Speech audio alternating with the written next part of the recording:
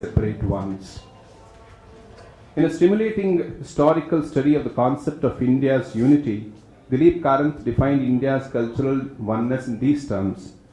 We thus see that the concept of Bharatavarsha, even if considered cosmological to begin with, became firmly geographical, and that in classical times the word Jambudvipe Bharatavarshe, chanted by the Brahmins in countless ceremonies, could only have strengthened this geographical concept over the centuries.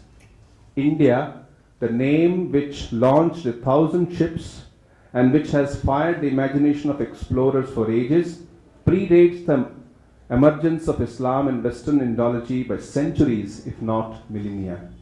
Yet, with the spread of divisive ideologies and agenda, it is easier in India today to nurture what divides and fragments rather than what unites, the potential to, or that has the potential to unite. In a significant book and a very seminal work titled India, a Sacred Geography, Diana Eck of Harvard University says, for many of the diverse people who might loosely be called Hindus, the unity of India is not simply that of a nation state, but that of geographic belonging, enacted in multiple ways. Hindu pilgrims measure the span of India with their feet, making their way up a rocky trail in the north of the Himalayas, Himalayan shrine of Shiva called Kedarnath, speaking Hindi or Punjabi, Tamil or Kannada, or converging to bathe in the waters of ocean at Kanyakumari at the tip of the southern India. Some of them bring the sands of the beach at Rameshwar in the far south to the river Ganga in the plains of the north, and carry the waters of Ganga to pour back upon the Shivalinga at Rameshwaram. Increasing numbers of pilgrims crowd into buses for the Char Dham Yatras or pilgrimage around the four corners of India to Badrinath in the north, Puri in the east, Dwarka in the west, and Rameshwaram in the south. Going on pilgrimage to local, regional, and pan-Indian shrines and temples is still one of the most common reasons for ordinary people in India to travel. As we have seen, the places they seek out are called tirthas. Literally, tirtha means fords or crossings. This idea of India that is shaped not by a modern notion of a nation state, but by the extensive and intricate interrelation of geography and mythology that has produced this vast landscape of tirthas. It is an idea that is at least 2,000 years old, and it is an idea that has been enacted in the practice of pilgrimage for many centuries. This idea of India had its genesis long before the Mughal Empire stretched its network of alliances across much of the subcontinent in the 16th century, long before the British Empire formalized a nationwide civil service and linked the land by rail. The fact that people of ancient India, even if they were a Sanskritic cultural elite, gave a single name to the whole of this diverse subcontinents is itself noteworthy. The name they gave and is Bharata or Bharat in modern Hindi, dropping the last final A in the Sanskrit name. This is an indigenous name used since the time of the Mahabharata to describe roughly the territory we call India. It is also, of course, the official name of India today. For centuries, the understanding of India in the West has followed primarily a Western agenda from the land called Indica by the Greek scholar Magnetes, or to the Hindustan, to the Turk and Afghan Muslim dynasties, to the India of John Stuart Mill, who in the 19th century, without ever leaving England, wrote an enormous English language history of India, to the India of post-colonial studies that still sees India through the lens of Western interventions. In the past 3 centuries, India has been seen by the traders as a source of riches, by rulers as a part of empire, by missionaries as a mission field for winning souls, by romantics and seekers as a source of something missing in the heart and soul of the West, as a modern scholar nation state. India has been seen as a strategic and geographical term to the West as a rising economy, the new India that has been viewed with an eye to its markets. While these are there are apparent differences and vast diversity in India, there is a spiritual undercurrent and identity behind the concept of India called, as we see in Swamiji's works. This unity or oneness, however, does not mean that there is uniformity in all the forms and names that represent the spiritual quest in India. It is the spirit or the idea of supreme spiritual reality that underlies different names, customs, and idioms, ultimately leading to the goal supreme. There are differences in approach and methods, but the goal remains the same. As Swamiji also quoted in the Chicago and reviewed Swami Atmidanji referred to it, Shiv Mahimana Stotra says, as the different streams having their sources in different places all mingle their water in the sea, so, O Lord, the different paths which men take through different tendencies, though they appear crooked or straight, all lead to Thee.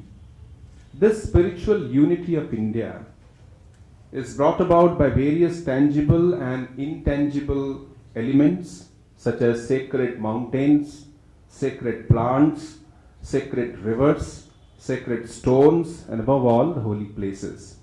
They are as if manifest a special expression of divinity, although according to the Indian idea, the whole world is but a manifestation of the divinity. Perhaps the roots to this belief can be traced to Bhagavad Gita, where in the 10th chapter, Sri Krishna refers to many things as special manifestations. He refers, for instance, to Ashwatha, the banyan tree, Ganga, the sacred river, Margashirsha, the sacred month according to English calendar, December, January, Himalayas, the sacred mountain, and so on, as his special manifestations. 7 holy cities called Saptapuris across India is another instance of the sacredness attached to India. These 7 cities, also called Mokshapuris, are Ayodhya, Mathura, Haridwar, Varanasi, Kanchipuram, Ujjain, and Dwarka. Millions go on pilgrimage to these Mokshapuris every year, seeking peace, merit, and liberation. It is believed that in no other place in the world there are sacred bathing ghats on rivers as one finds in India. It is unique to India. There is a sense of sanctity and holiness attached to earth itself. And the most important of all things that speak of the spiritual unity is the idea of Tirtha, which we just now discussed a little more about it, about which Diana Eck further says, the places pilgrims seek out are called Tirthas, literally fords, coming from the verbal root meaning to cross over. The word Tirtha comes from the verbal root meaning to cross over. It is the first word we need to know in exploring the sacred geography of India. In ancient times, the Tirtha was literally a place to ford the river. And many of India's religious Tirthas are on the banks or at the confluence of the great rivers. More broadly, however, the Tirtha is a place of spiritual crossing, where the gods are close and the benefits of worship are generous. At a spiritual crossing place, one's prayers are amplified, one's rites are more efficacious, and one's vows are more readily fulfilled. In the wisdom traditions of the Upanishads, crossing over often refers to the soul's spiritual transition and transformation from this word to what is called the word of Brahman, the Supreme. The word illumined by the light of knowledge. Here it's a crossing made not by the elaborate Vedic rituals, but by spiritual knowledge, a crossing that must be made with the aid of a guide, the Guru, and the knowledge he imparts. In the Mahatmyas, the text of praise that sing the hymns and tells the stories of how Tirthas become sacred and enumerate the benefits of pilgrimage, it constitutes a large body of Sanskrit literature. Over the centuries, they have been rendered into vernacular literature of India's regions, condensed into small pamphlets as part of the local lore, if one were to judge from the sheer volume of literature of this time, pilgrimage over the course of past 2000 years became one of the most extensive forms of religious practice in India. One might go on pilgrimage to fulfill a vow called a vrata for prayers that have been answered, or one might take a vow to undertake this journey when one's prayers are answered. Particular places like Tirupati in Andhra Pradesh seem to specialize in vratas made for healing the family well-being, for financial recovery or success. Or one might go on pilgrimage to bring the ashes of the beloved dead to a nearby river, or even to one of the great tirthas that specialize in rites for the dead, Gaya, Kashi, or Prayag.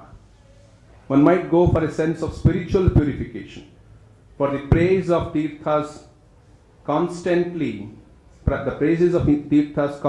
elaborate the ways in which sins and sorrows burn like puffs of cotton on entering the tirtha.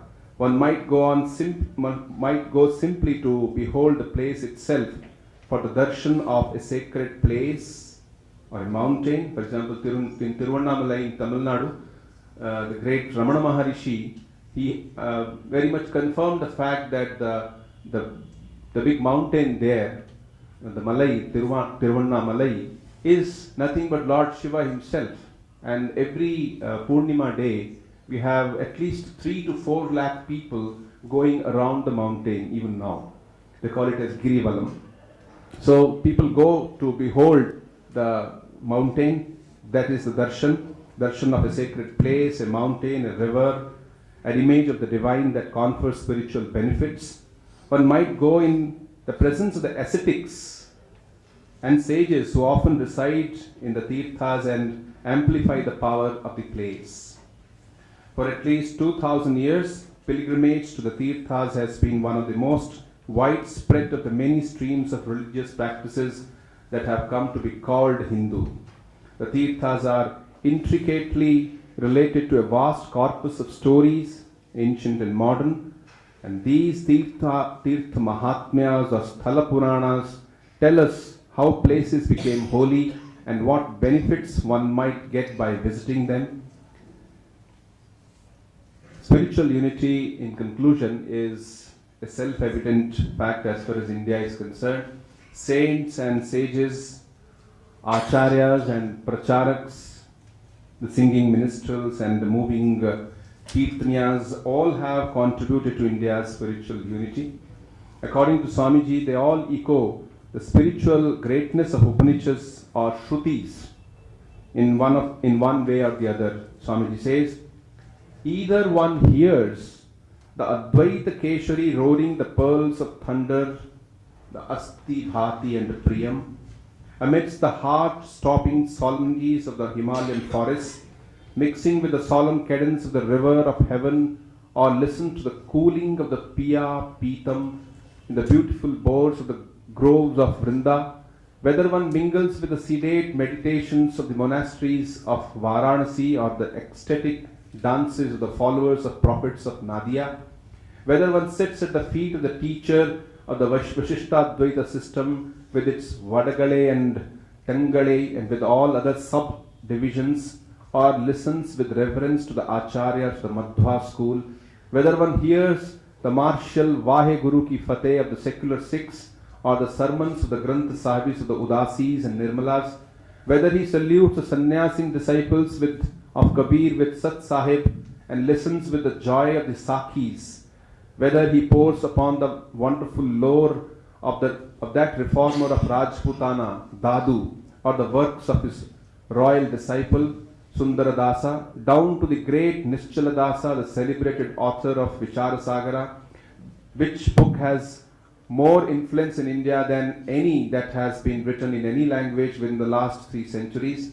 If one asks the Bhangi Mehtar of northern India to sit down and give an account of the teachings of his Lal Guru, one will find that all these various teachers and schools have as their basis the system whose authority is the Shruti, Gita, its divine commentary, the Sharirika Sutra, its organized system, and all the great sects in India, from the Paramahamsa Parivrajakacharyas to to the poor, despised Mehtar, disciple of Lal Guru, are different manifestations. This unity is expressed in the idea of the sanctification of life itself. In the popular verse used in daily pujas, for instance, we have the invocation Apavitro pavitro va sarvavastham gato piva yasmaret pundari kaksham sabahyabhyantara shuchihi. Whether one is pure or impure, or in the state of purity or impurity, if one remembers the Lord, the lotus-eyed, one becomes pure. Another verse, the Punya Vahana mantra used in the puja, invoke the different elements present in all rivers. Gange cha yamune chaiva godavari saraswati narmade sindhu kaveri jalayasmin sannidhim kuru. In other words, may all sacred rivers such as Ganga, Yamuna, Godavari, Saraswati, Narmada, Sindhu and Kaveri be present in this water. What could be a better way of expressing the spiritual unity of India than this oft-quoted verse used in daily rituals?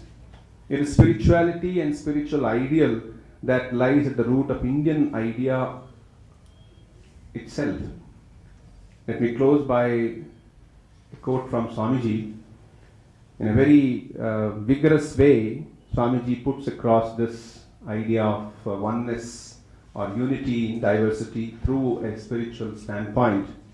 Swamiji says, may he who is the Shiva of the Shaivites, the Vishnu of the Vaishnavites, the Karma of the Karmis, the Buddha of the Buddhists, the Jinnah of the Jains, the Jehovahs of the Christians, and the Jews, the Allah of the Mohammedans, the Lord of every sect, the Brahman of the Vedantis, he, the all-pervading, whose glory has been known only in this land, may he bless us, may he help us, may he give us strength unto us, energy unto us to carry this idea into practice.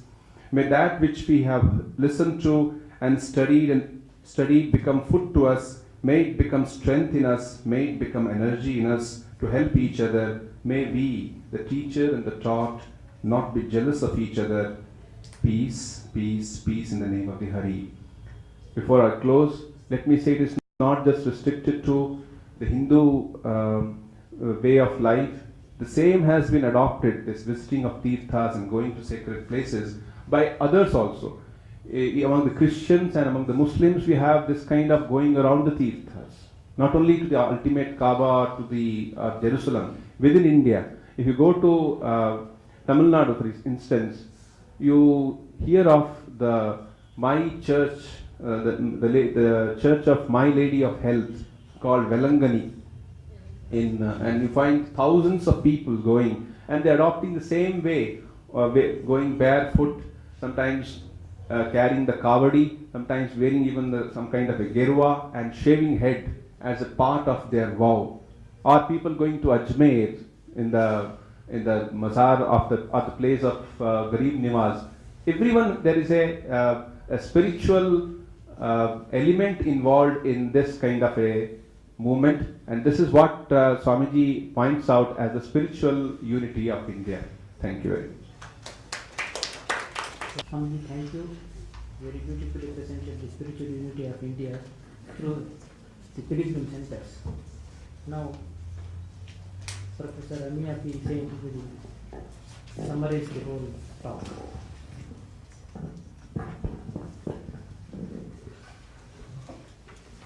Swamiji, it is an extremely daunting task to summarize a conceptually so rich a paper, but I shall try.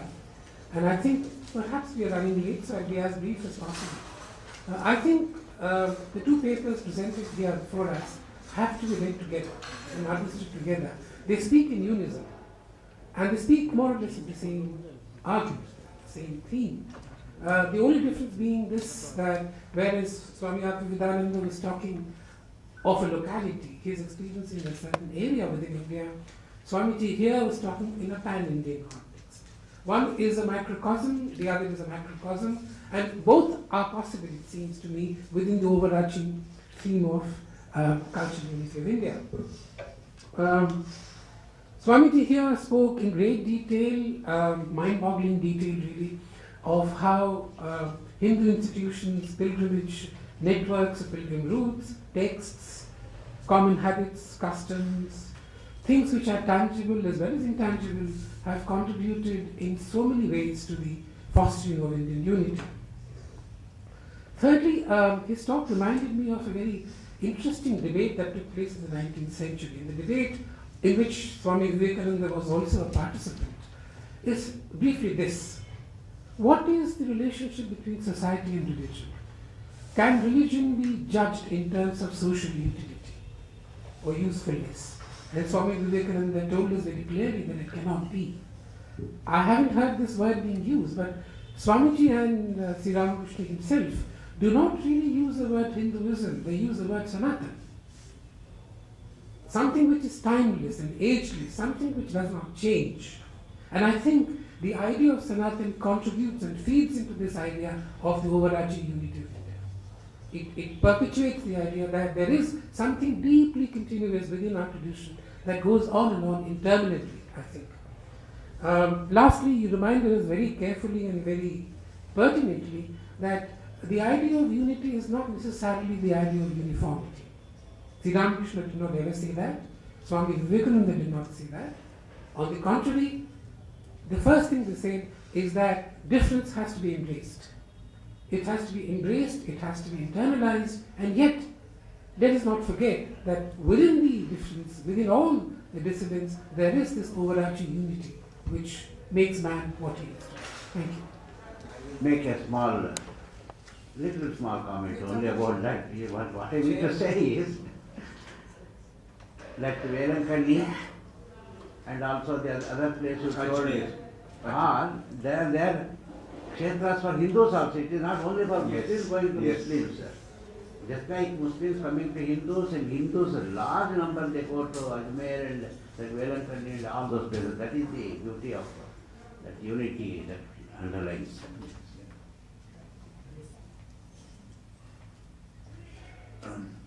I would like to make a point. We have time till 1:15. I'll need just 3 or 4 minutes. And I made this point because mention of Vincent Smith has been made for the 4th time today, and in 24 hours. And there is a little possible correction I would like to submit to those who cited him. It is perhaps necessary to consider whether Vincent Smith did indeed anticipate or say what the nationalists said. You see, Vincent Smith is talking of geographical unity chiefly. And this is not the same as the cultural unity that the nationalists or Swami Vivekananda and others spoke of. So there is a certain difference there. And second, you have to, I think we might usefully bear in mind the fact that Vincent Smith goes on to say that there is Hinduism which unites the subcontinent, but the Muslims are not part of it.